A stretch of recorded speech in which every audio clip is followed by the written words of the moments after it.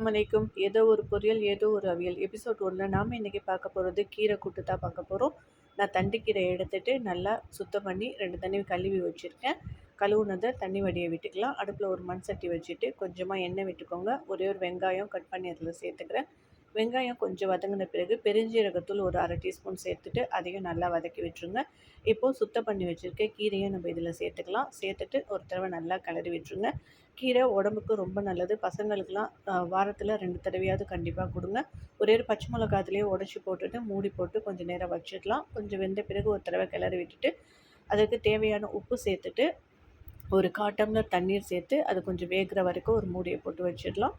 கீரை நல்லா வெந்து வந்துடுச்சு. இப்போ இதுக்கு ஒரு 2 டீஸ்பூன் அளவு அரைச்சி தேங்காய் சேர்த்துட்டு கிளறி விட்டு ஒரு கொதி விட்டு இறக்கிடலாம். சூப்பரான கீரை கூட்டு நமக்கு ரெடி ஆயிடுச்சு. கண்டிப்பாக இதே மாதிரி ட்ரை பண்ணி பாருங்கள். உங்கள் பசங்களுக்கு ரொம்ப பிடிக்கும். அஸ்ஸலாமு அலைக்கும்.